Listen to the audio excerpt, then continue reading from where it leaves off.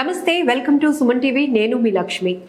రకరకాల సమస్యలు, నిరంతరం ఒత్తిడి. అయితే మనకు వచ్చిన ఆరోగ్య సమస్య ఏంటో కూడా మనం తెలుసుకోలేనటువంటి పరిస్థితి. అసలు ఇప్పుడు సోషల్ మీడియా వేదికగా రకరకాల ట్రీట్మెంట్లు, సజెషన్స్ రెగ్యులర్గా మనం చూస్తూనే ఉన్నాం. కానీ అసలు మనం ఎలాంటి ప్రాపర్ ట్రీట్మెంట్కి వెళ్తే మనకున్న సమస్యకి పరిష్కారం దొరుకుతుంది? ఇప్పుడు ఇదే పెద్ద ప్రశ్న. జనరల్గా మనకు తెలుసు, రెగ్యులర్ ట్రీట్మెంట్స్ పక్కన పెడితే ఫిజియోథెరపీ, అట్లనే కైరోప్రాక్టిక్, ఇప్పుడు ఆస్టియోపతి. ఏంటి ఈ డిఫరెన్సియేషన్స్ ఏంటి అనేది ప్రతి ఒక్కరిలో ఒక కన్ఫ్యూజన్ క్రియేట్ అవుతుంది. ఎక్స్క్లూజివ్గా ఈ వీడియోలో తెలుసుకుందాం. అసలు ఆస్టియోపతి అంటే ఏంటి, ఎవరి ట్రీట్మెంట్ తీసుకోవచ్చు, ఎవరు చేస్తారు, ఈ ట్రీట్మెంట్ వల్ల బెనిఫిట్స్ ఏంటి, డీటెయిల్గా వెళ్దాం. సరే, అందరికీ డౌట్ ఉంటుంది, జనరల్గా ఆస్టియోపతి అనేది థెరపీనా, ట్రీట్మెంటా? మనకి ఈ పెయిన్ మనం పట్టించుకోకుండా వదిలేసామనంటే ఇక సివియర్ క్రానిక్ పెయిన్స్ ఇవన్నీ కూడా ఈ ఆస్టియోపతి ట్రీట్మెంట్ ద్వారా రిలీఫ్ పొందొచ్చు అంటారా? అసలు కారణం ఏంటి, అసలు నీకు బ్యాక్ పెయిన్ ఎందుకు వస్తుంది, నువ్వు చేసే పని ఏంటి? ట్రీట్మెంట్ లో ఇంకేమైనా డిఫరెన్సియేషన్ ఉంటుందా సార్? ఆ స్విగ్గీ డెలివరీ కూడా మానేశాడు. ఎందుకు అంటే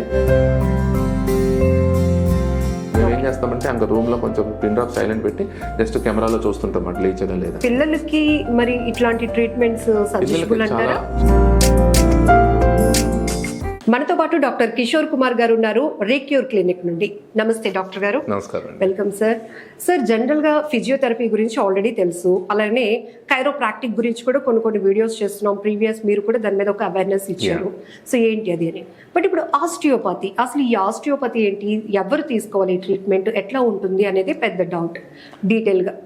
ఓకే, యాక్చువల్గా అండి ఆస్టియోపతి అని అంటే ఏంటంటే ఇప్పుడు మనం chiropractic treatment, osteopathy treatment hand in hand వెళ్తుంది యాక్చువల్గా. సో కైరోప్రాక్టిక్ ట్రీట్మెంట్లో మనం ఏం చేస్తాము, బోన్ అలైన్ చేయడం, దానికి ప్లేస్లో ఏ ప్లేస్లో లేని బోన్ని మళ్ళీ ఆ ప్లేస్లోకి అడ్జస్ట్ చేయడం చేస్తాం. దాని తర్వాత ఆస్టియోపతి పార్ట్ వచ్చేసరికి ఆస్టియోపతిలో ఏం చేస్తామనంటే బాడీని మొత్తం ఒక సింగిల్ యూనిట్లా తీసుకుంటాం. అంటే ఎలా అంటే సింగిల్ యూనిట్ అని అనడానికి కారణం ఏంటంటే ఇప్పుడు మనకి కాళ్ళ దగ్గర పెయిన్ ఉంది అంటే యాంకిల్ దగ్గర పెయిన్ ఉందండి. యాంకిల్ దగ్గర పెయిన్ ఉంటే మనకి ఈ పెయిన్ మనం పట్టించుకోకుండా వదిలేసామనంటే అది జాగ్రత్తగా అలాగా పైదాకా వెళ్ళి భుజం నొప్పి దాకా కూడా దారి తీస్తుంది. అలాంటి దానికోసం అనేసి మేము బాడీని ఒక సింగిల్ యూనిట్లా తీసుకోవడం వల్ల ఇప్పుడు ఒక పేషెంట్ భుజం నొప్పితో వచ్చారనుకోండి మా దగ్గరికి, భుజం నొప్పి వచ్చిన వెంటనే ఆ పేషెంట్కి మేము ఏం చెప్తాము, అమ్మ మీకు ఇంకేమైనా కాంప్లికేషన్స్ ఉన్నాయా అంటే, లేదండి ఎప్పుడో ఒక 3 months బిఫోర్ నాకు యాంకిల్ ట్విస్ట్ అయ్యిందండి, అప్పటి నుంచి చిన్న కుంటితో నడుస్తున్నాను, యాంకిల్ దగ్గర చిన్న కుంటితో నడుస్తున్నాను, దానివల్ల ఏమైనా అయ్యిండొచ్చేమో అని అంటారు. సరేనమ్మా అనేసి ఒకసారి చెక్ చేస్తాం. చెక్ చేసేసరికి దానికి కారణం యాంకిల్లో ఉంటుంది. సో యాంకిల్ని ట్రీట్ చేసి దాని తర్వాత షోల్డర్ జాయింట్ని ట్రీట్ చేయగలిగితే అది కంప్లీట్గా మనకి క్యూర్ చేయగలం.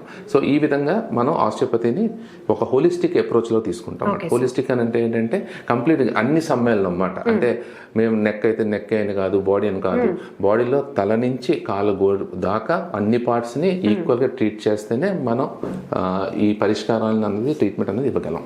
సార్, ఇంట్రెస్టింగ్ పాయింట్ ఏంటంటే ఇప్పుడు మీరు చెప్పినట్టు ఒక సింగిల్ యూనిట్గా మనం బాడీని ట్రీట్ చేస్తూ రూట్ కాజ్ వెతకడమే ఆస్టియోపతి అంటారు.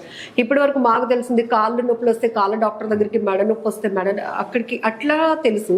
బట్ ఇది రూట్ కాజ్ తెలుసుకోవడం వల్ల అంటే ట్రీట్మెంట్లో ఇంకేమైనా డిఫరెన్సియేషన్ ఉంటుందా సార్, లేకపోతే 100% క్యూర్ అవడానికి ఛాన్స్ ఉంటుందండి? అంటే సివియారిటీ బట్టి ఉంటుంది ఏదైనా కానీ. అంతగాని మేమైనా మెజిషియన్స్ లాగా అన్ని ట్రీట్ చేస్తామని కాదు. కానీ జనరల్గా ఏంటంటే దీంట్లో 3 ప్రిన్సిపల్స్ ప్రధానంగా మనం ఆస్టియోపతిలో తీసుకుంటాం.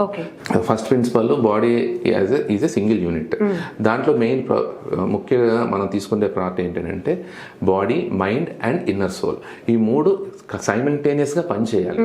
మైండ్ పనిచేయాలి, దాని తగ్గట్టే బాడీ రియాక్ట్ అవ్వాలి, అలాగే మన ఇన్నర్ సోల్ కూడా పీస్తో ఉండాలి. పీస్లో లేకపోతే ఖచ్చితంగా మన బాడీలో చిన్న చిన్న చేంజెస్ వస్తాయి. సో అది ఫస్ట్ ప్రిన్సిపల్. సెకండ్ ప్రిన్సిపల్ ఏంటంటే body has the capacity of healing it self. అంటే ఏం లేదు, ఎక్కడ ఉన్న వస్తువుని అక్కడ పెట్టామనుకోండి, ఆటోమేటిక్గా మనం ఎత్తుకోవడానికి ఇబ్బంది ఉండదు. సో అలాగే మన బాడీలో కొన్ని స్ట్రక్చర్స్ ఫిజికల్గా చేంజ్ అవుతుంటాయి. ఆ స్ట్రక్చర్స్ని మళ్ళీ దాన్ని రెస్టోర్ చేసామనుకోండి, ఆటోమేటిక్గా ఇప్పుడు ఇందాక నేను చెప్పాను యాంకిల్ అనేసి. సో యాంకిల్ని ఫస్టే మనం యాంకిల్ స్ప్రెయిన్ అయ్యింది నాకు అన్నప్పుడు యాంకిల్ మనం సెట్ చేసి ఉంటే ఇంక వేరే వేరే చోటికి ఆ ప్రాబ్లం వెళ్ళకుండా అక్కడితో టరిగెట్టే వాళ్ళం. సో ఆటోమేటిక్గా బాడీ తనకు తను హీల్ చేసుకుంటుంది. సో ఏదైనా కానీ మనకి బాడీకి టైం ఇవ్వాలి. Body has the highest capacity, healing capacity. ఆ బాడీకి టైం ఇవ్వకుండా మనకి ఏదైనా బ్యాక్ పెయిన్ వచ్చింది, బ్యాక్ పెయిన్ వచ్చిన వెంటనే జనాలు ఏం చేస్తారు, ఒక టాబ్లెట్ వేసుకుంటారు, వాళ్ళు డ్యూటీకి వెళ్ళాలి మరుసటి రోజు మార్నింగ్ లేస్తారు, బ్యాక్ పెయిన్తో ఉంటారు, టిఫిన్ తినేస్తారు, టాబ్లెట్ వేసుకుంటారు, వెళ్ళిపోతారు. బాడీకి ఎక్కడ మనం టైం ఇస్తున్నాం హీల్ చేసుకోవడానికి. సో అలాంటి వాళ్ళకి మేము చేసేది ఏంటంటే అసలు కారణం ఏంటి, అసలు నీకు బ్యాక్ పెయిన్ ఎందుకు వస్తుంది, నువ్వు చేసే పని ఏంటి, నీకు మజిల్లో ప్రాబ్లం ఉందా, మజిల్ దాటి స్పైన్ దాకా వెళ్ళిందా, అంటే బోన్ దాకా వెళ్ళిందా, బోన్ తర్వాత స్ట్రక్చర్స్ ఏంటి, నర్వ్స్, స్పైనల్ కార్డ్ నర్వ్స్ దాంట్లో దాకా వెళ్ళిందా, అది ముందు మనం చూసుకొని దానికి తగ్గట్టు మనం స్ట్రక్చర్ని కరెక్ట్ చేయగలిగితే ఆటోమేటిక్గా బాడీ హీల్ చేసుకుంటుంది. ఎప్పుడే నేను అందరికీ అదే చెప్తాను, ఏంటంటే నీ బాడీని నువ్వు గౌరవిస్తేనే నీ బాడీ తిరిగి నేను గౌరవిస్తుంది. బాడీని ఎప్పుడైతే మనం అబ్యూస్ చేయడం, మనం బయట వేలను అబ్యూస్ చేయడం కదా, మన బాడీని మనం ఎప్పుడైతే అబ్యూస్ చేసుకుంటామో ఆటోమేటిక్గా బాడీ కూడా తిరిగి మనకి అబ్యూస్ చేయడం అంటే ఏంటంటే పట్టించుకోకపోవడం. బాడీ చెప్తుంది రెస్ట్ తీసుకో అని చెప్తుంది, కానీ మనం ఏం చేస్తామో పట్టించుకోకుండా వెళ్తుంటాం. అంటే మన బాడీని మనం చాలా ఇబ్బంది పెడుతున్నాం. సో ఆటోమేటిక్గా అది వడ్డీతో సహా తిరిగి ఇస్తుంది ఒక సంవత్సరం 2 సంవత్సరాల్లో. సో ఆ విధంగా మనం ఎప్పుడైనా కానీ బాడీ ఏం చెప్తుంది అనేది వినాలి. Listen to body first. Sir, అందరికీ ఒక డౌట్ ఉంటుంది, జనరల్గా ఆస్టియోపతి అనేది థెరపీనా ట్రీట్మెంటా, ఇది ఎలా ఉంటుంది ప్రొసీజర్ అనేది? సో బిఫోర్ దీనికి ఏమైనా టెస్టులు చేసుకోవాల్సి ఉంటుందా, ఎట్లా? ఇది థెరపీ అని కాదండి. ఇప్పుడు ఆస్టియోపతి థెరపీ, కైరోప్రాక్టిక్ థెరపీ అంటే పేరు మారినా కానీ థెరపీ అయినా కానీ ట్రీట్మెంట్ అంటే ఏంటంటే మీరు ఇప్పుడు ట్యాబ్లెట్ తీసుకుంటేనే ట్రీట్మెంట్ అని కాదు, మనం ఎక్స్టర్నల్గా చేసే పని కూడా ట్రీట్మెంట్ కింద వస్తుంది. ఎందుకంటే వీఆర్ క్యూరింగ్ ద డిసీజ్. ఒక డిసీజ్ని లేకపోతే ఒక ప్రాబ్లమ్ని క్యూర్ చేస్తున్నామనంటే అది treatment, we are treating that problem. So this is a type of treatment. యాక్చువల్గా దీనికి ఏంటంటే కొన్ని టెస్టులు అవసరం బట్టి, ఇప్పుడు నేను బ్యాక్ పెయిన్ కిందే వచ్చారనుకోండి, కొన్ని మేము ఎగ్జామిన్ చేస్తాం, ఫిజికల్ ఎగ్జామిన్ చేసుకుంటాం.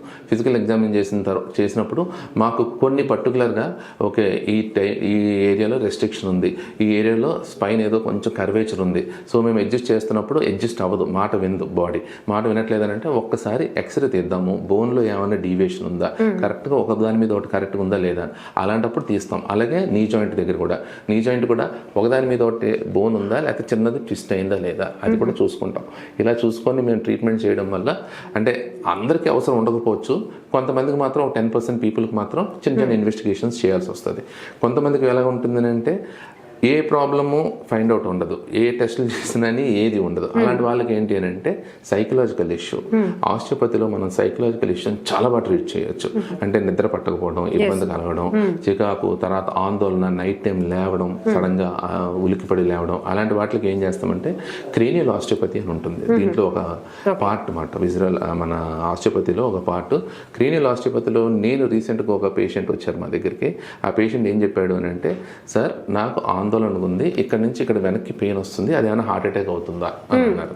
సరేనన్నా ఉన్నదే చూద్దాము ఏమవుతుందో అని అన్నాను. టెస్టులు చేయించాడు, ఈకో అవన్నీ చేయించుకొని తీసుకొచ్చాడు. He is 33 years, not married, and he is a Swiggy delivery boy. ఆ స్విగ్గీ డెలివరీ కూడా మానేశాడు. ఎందుకు అని అంటే ఇది ఎంత ఆందోళన ఉంది కదా, అందుకని ఏమైపోతుందో, డ్రైవింగ్ చేస్తే ఏ హార్ట్ అటాక్ వస్తుంది ఏమనేసి అన్న ఫీలింగ్లో మానేశాడు.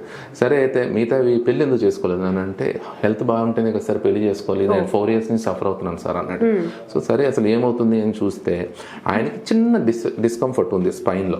ఆ స్పైన్లో చిన్న డిస్కంఫర్ట్ అన్నదాన్ని అడ్జస్ట్ చేసేసరికి సార్ చాలా ఫ్రీగా ఉంది, ఊపిరి తీసుకున్నాను, నాకేమి ఇబ్బంది లేదు అని అన్నారు. కానీ బాడీ ఎక్కడ టచ్ చేసినా ఫుల్ టైట్, అంటే ఈ పొట్ట మీద టచ్ చేస్తే టైట్, వీప్ టచ్ చేస్తే టైట్, మెడ టచ్ చేస్తే తను ఎంత సైకలాజికల్ డిప్రెషన్లో ఉన్నాడు అని అంటే ఆ డిప్రెషన్ నుంచి రావడానికి ఆయనకి చాలా రోజులు పట్టింది. సో మనం ఏం చేసాము, సరే అయితే అనేసి నిద్ర ఎలా పడుతుందమ్మా అన్నాను. సార్ 3 to 4 hours ఎక్కువ నిద్ర లేకపోతున్నాను అన్నాను. సరే అయితే అనేసి మనం క్రేనియల్ ఆస్టియోపతి అంటే తనకి ఏంటంటే బాడీలో రిథమ్ అంటామన్నమాట. అంటే ప్రతి ఆర్గన్ ఒక రిథమ్తో పనిచేస్తుంది. ఇప్పుడు హార్ట్ ఒక బీట్తో పనిచేస్తుంది, అలాగే లివర్ కానీ బ్రెయిన్ కానీ ఒక పర్టికులర్ రిథమ్తో పనిచేస్తుంది. ఆ రిథమ్ని మనం అడ్జస్ట్ చేసాం క్రేనియల్ ఆస్టియోపతిలో. ఆ రిథమ్ని అడ్జస్ట్ చేస్తే తనకి ఏంటంటే మనకి నిద్ర రాని వాళ్ళు మేము అలాగా టేబుల్ మీద అప్పటికప్పుడు చేసి ఒక 10 minutes తర్వాత వదిలేస్తే ఒక 1.5 hour ఇంకా గాఢ నిద్ర మాట, ఇలా కదిపినా కానీ నిద్రపోరు అన్నమాట, లేవలేరు, గాఢ నిద్రలో ఉంటారు, కదిపినా లేవలేరు అన్నమాట. సో వాళ్ళని అతనికి చేసిన తర్వాత ఒక 1.5 hour తర్వాత లేచాడు. మేము ఏం చేస్తామంటే అంక రూమ్లో కొంచెం పిన్ డ్రాప్ సైలెంట్ పెట్టి జస్ట్ కెమెరాలో చూస్తుంటాం అన్నమాట, లేచాడా లేదా అనేసి. లేవలేదు. వెళ్ళిన తర్వాత లేపిన తర్వాత ఎలాగుందనంటే కళ్ళన్నీ ఎర్రగైపోయి కొంచెం ఇంకా అబౌట్ టు బర్స్ట్ అన్నమాట, అంటే అంటే ఇంకా ఏడుస్తాడేమో అన్నట్లు. ఏమైందనంటే చాలా లోపల సంఘర్షణ అయిపోతుంది సార్, మానసిక సంఘర్షణ అంటే ఎదురు విన్న వాళ్ళకి ఎలా ఉంటుందంటే ఇదేదో జోక్ లాగా ఉంటుంది, కానీ మానసిక సంఘర్షణ ఏంది, లేవాలా వద్దా పడుకోవాలా వద్దా అనేసి ఏదో ఇద్దరు ఫైట్ చేస్తున్నట్లు అనిపించింది సార్ నాకు అని అన్నారు. సరేనా, ఏం లేదులే అంత బాగానే ఉంది కదా, ఎందుకంటే నీకు తగ్గిందా లేదా అని కూడా అడగకూడదు పేషెంట్కి. మనం ఆయన ఎలా ఫీల్ అయ్యాడు సరే అని ఇంటికి పంపించాం. నెక్స్ట్ డే మళ్ళీ వచ్చాడు, నిద్ర ఎలా పట్టిందంటే లేదు అలాగే ఉంది నిద్ర, నాకు 4 hours పడుకున్నాను సార్. తర్వాత ఒక 3-4 సిట్టింగ్స్ తర్వాత ఆయన అదే టైప్లో ట్రీట్మెంట్ చేయడం వల్ల తర్వాత ఒక 6 to 8 hours నేను ప్రశాంతంగా పడుకున్నాను సార్, ఇబ్బంది లేకుండా అన్నాడు. దాని తర్వాత ఆయనకు ఉన్న ప్రాబ్లము కాన్స్టిపేషన్. దీంట్లో క్రేనియల్ ఆస్టియోపతి అయిపోయిన తర్వాత కాన్స్టిపేషన్ అనేది ఏంటంటే విజరల్ ఆర్గన్స్ అంటే పొట్ట దగ్గర ఉన్న ఆర్గన్స్, దీనికి కూడా మన ఆస్టియోపతిలో ట్రీట్మెంట్ ఉంటుంది. సో విజరల్ ఆస్టియోపతి అన్న దాని మీద ఏంటంటే మనకి ఇంటెస్టైన్, తర్వాత గ్లాల్ బ్లాడర్, లివర్, ఇవన్నీ ఆర్గన్స్ అన్నీ దాని ప్లేసుల్లో అది కరెక్ట్గా ఉన్నాయా అంటే అవి ఏమన్నా కొంచెం టైట్ అయిపోయి ఉన్నాయి అంటే మజిల్స్ ఫేషియా అని ఉంటాయి లోపల, అవన్నీ టైట్ అయిపోవడం వల్ల కూడా దాని మొటిలిటీ తగ్గిపోద్ది. అంటే అవి చేయాల్సిన రిధం అన్నాను కదా, ఆ రిధంలో ఆ పని చెయ్యం. అలాంటి వాటికి కూడా మనం ఏం చేస్తామంటే విజరల్ ఆస్టియోపతి చేసి అంటే డీప్కి వెళ్ళిపోతాం అన్నమాట. మా వేళ్ళతో అన్ని చేతులతోటి చేస్తాం, వేళ్ళతో లోపలికి వెళ్ళిపోయి అవన్నీ విజరల్ ఆస్టియోపతి చేసినప్పుడు ఆటోమేటిక్గా బాడీ కూడా ఫ్రీ అయిపోతుంది. మనం పొట్ట మీద చేయి పెట్టినప్పుడు కూడా చాలా ఫ్రీగా ఉంటుంది. సో ఇమీడియట్ గా ఆ పెయిన్ రిలీఫ్ ని మనం ఫీల్ అవ్వచ్చు సార్. ఇమీడియట్ గా పెయిన్ రిలీఫ్ అని కాదు, టైట్నెస్, ఆ టైట్నెస్ తగ్గిపోద్ది వాడికి. అంటే సార్ చాలా పొట్ట అంత బరువుగా హెవీగా ఉండేది సార్, చాలా ఫ్రీగా ఉంది సార్, చాలా ఫ్రీగా ఉంది సార్ అని ఒకతే వెళ్ళిపోతుంది సార్ అంటారు. సో ఇది ఏంటంటే బ్రెయిన్ తో రిలేటెడ్ మెయిన్ థింగ్. ఏదైనా మనకి ఫేషియా అంటామండి, అంటే ఏంటంటే బాడీలో మనకి ఎలాగైతే స్కిన్ ఉంటుంది, స్కిన్ కింద మజిల్ ఉంటుంది, మజిల్ కింద నర్వ్స్ ఉంటాయి, నర్వ్స్ కింద ఆర్టరీస్, ఇవన్నీ చెప్తాం. అంటే 1 by 1 ఒక స్టెప్ వైజ్ కిందకి వెళ్తాం. కానీ ఒకదానికి ఒకటి కనెక్ట్ చేసేది ఫేషియా అంటాం. అంటే ఇప్పుడు స్కిన్ని మజిల్ని కనెక్ట్ చేసేది ఫేషియా, అలాగే మజిల్ నుంచి మజిల్ని కనెక్ట్ చేసేది ఫేషియా. అంటే మనం ఎక్కడైనా బయట చికెన్ షాప్ కానీ మటన్ షాప్లో చూస్తే 2 మజిల్స్ మధ్యలో తెల్లగా పొర ఉంటుంది, దాన్ని ఫేషియా అంటమాట. సో మన ఆలోచన బట్టి కూడా ఆ ఫేషియాలో టైట్నెస్ వస్తుంది, ఎందుకంటే ఆ ఫేషియా నర్వస్ సిస్టమ్తో కనెక్ట్ అయి ఉంటుంది, లేయర్ లాగా ఆ టైట్నెస్ వస్తుంది. అది టైట్ అయ్యేసరికి మొత్తం బాడీ అంతా రిజిడ్ అయిపోయి తనకి అన్ఈజీనెస్, అంటే ఇలాంటి చాలా మందిని చూసామండి. అంటే మాకే అనిపిస్తుంది we can do all these things వీటిల్లో అనేసి. చదువుకున్నప్పుడు ఒకలా ఉంటుంది, పేషెంట్లు చూసేటప్పుడు ఒకలా ఉంటుంది, కానీ చాలా డిఫరెన్స్ వస్తుందండి ట్రీట్మెంట్లో మాత్రం. చాలా మందిలో సివియర్ బ్యాక్ పెయిన్స్ చూస్తాం, లాంగ్ జర్నీ చేయాలంటేనే అదొక ప్రమాదంగా ఫీల్ అవుతూ ఉంటారు, అంటే అంత సిచ్యువేషన్స్ లో ఉంటారు. ఇక సివియర్ క్రానిక్ పెయిన్స్ ఇవన్నీ కూడా ఈ ఆస్టియోపతి ట్రీట్మెంట్ ద్వారా రిలీఫ్ పొందొచ్చు అంటారా? పర్టికులర్ కొన్నాటికి అది వర్కౌట్ అలాగనేం లేదు.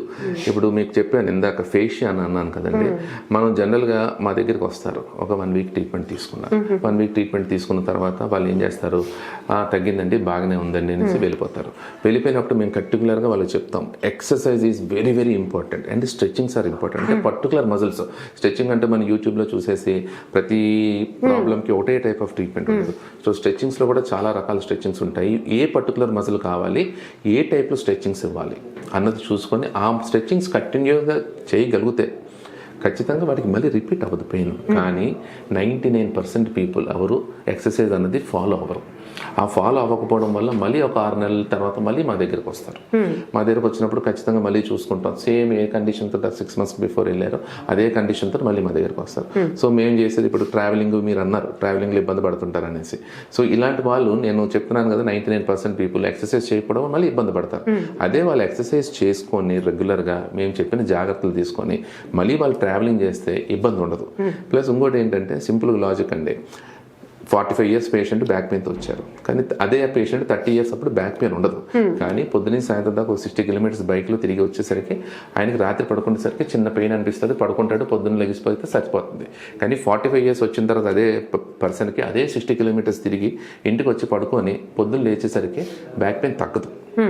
ఎందుకు తగ్గదు అని అంటే బాడీ 30 yearsలో ఉన్నప్పుడు 45 yearsలో ఉండదు. ఖచ్చితంగా బాడీలో చేంజెస్ అవుతాయి. ఆ చేంజెస్ అనుగుణంగా మన బాడీని 60 kilometersకి డ్రైవ్ చేసేటట్లు రెడీ చేసుకోవాలంటే ఏంటంటే ఎక్సర్సైజెస్ చేయాలి. మన బిజీ షెడ్యూల్లో ఎక్సర్సైజెస్ అవి చేయకపోవడం వల్ల ఇవన్నీ కాంప్లికేషన్స్ వస్తాయి. సో ఇవన్నిటిని మనం అడ్రస్ చేస్తాం, బాగా చేస్తాము, ట్రీట్మెంట్ చేస్తాము, ఆస్టియోపతిలో ఫేషియా రిలీజ్ చేస్తాం, అన్నీ చేస్తాం, కంప్లీట్గా రిలీఫ్ వస్తుంది. కానీ వాళ్ళు మెయింటైన్ చేయకపోతే మాత్రం మళ్ళీ బౌన్స్ బ్యాక్ కింద మళ్ళీ వితిన్ 2 to 3 months మా దగ్గరికి వచ్చేస్తారు. సరే, ఇప్పుడు ఈ ట్రీట్మెంట్ తీసుకుంటున్న వాళ్ళకి మీరు డైట్ కూడా సజెస్ట్ చేస్తారా? డైట్ ఫాలో అవ్వాల్సి ఉంటుందా? డైట్ ఖచ్చితంగా, ఎందుకంటే ఇప్పుడున్న సినారియోలో అందరూ మన కంప్యూటర్ లైఫ్ స్టైల్లో ఉన్నప్పుడు అందరూ పరిమితం అయిపోతున్నారు ఇంట్లోకి, లేకపోతే ఒక కన్ఫైన్డ్ ఏరియాకి. వాళ్ళు ఎక్స్పోజ్ అవ్వడం, సన్ ఎక్స్పోజ్ అవ్వడం, టైం టు టైం డైట్ తీసుకోవడం, రెగ్యులర్గా ఇంట్లో వండుకొని తినేంత ఓపిక లేకుండా అందరూ ఆటోమేటిక్గా బయట నుంచి కొనుక్కోవడం, తెచ్చుకోవడం, తినేయడం. సో ఈ టైప్లో తినడం వల్ల మనకి ఏమవుతుందంటే deficiency, mineral deficiency, multivitamin deficiencies చాలా మందిలో ఉంటున్నాయి.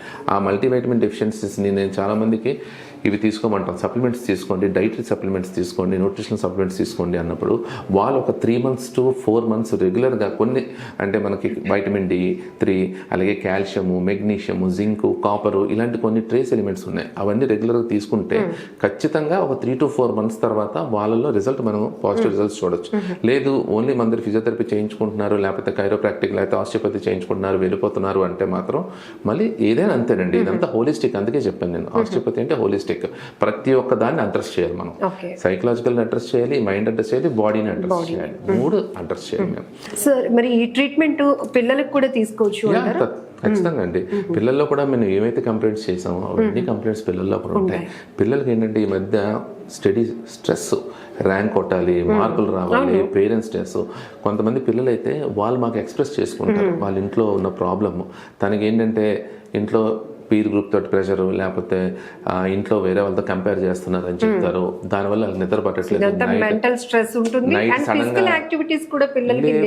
నైట్ సడన్ గా లేచిపోతున్నాం సార్ మేము అని అంటారు, నిద్ర పట్టట్లేదు అని అంటారు.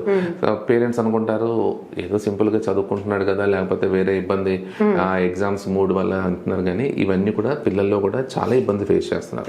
సో అలాంటి వాళ్ళు కూడా అంటే అది కనుక్కోవడం పేషెంట్ అది మన పేరెంట్స్కి చాలా ఇంపార్టెంట్ అండి. అసలు ఏం జరుగుతుంది పిల్లల్లో అన్నది కనుక్కొని మా దగ్గర తీసుకురాగలిగితే పిల్లలు కూడా మంచిగా మనం ట్రీట్మెంట్ చేయొచ్చు. కౌన్సిలింగ్ చేయాలి, మెయిన్ కౌన్సిలింగ్ చేస్తే తగ్గుతుంది. పిల్లల్లో మాత్రం ఫిజికల్గా ప్రాబ్లమ్, ఎక్సర్సైజులు చేయాలి అదేం ఉండదు. పిల్లలదంతా మైండ్ తోటి, సైకలాజికల్ ఎఫెక్ట్ తోటి వల్ల వచ్చే ప్రాబ్లమ్సే పిల్లల్లో. మనం ఫస్ట్ ప్రిన్సిపల్ గురించి చెప్పామండి, సెకండ్ ప్రిన్సిపల్ గురించి. ఇప్పుడు కమింగ్ టు థర్డ్ ప్రిన్సిపల్ అండి. Structure and functions are inter related. అంటే ఏంటంటే బాడీ యొక్క స్ట్రక్చరు, ఫంక్షనింగ్. స్ట్రక్చర్ అంటే ఏంటంటే బాడీ ఫిజిక్, అలాగే దాంట్లో ఉన్న ఆర్గన్స్ ఫంక్షనింగ్ రెండు ఈక్వల్గా ఇంటర్ రిలేటెడ్ మాట. స్ట్రక్చర్ బాగుంటే ఫంక్షన్ బాగుంటుంది, అలాగే ఫంక్షన్ బాగుంటే స్ట్రక్చర్ బాగుంటుంది.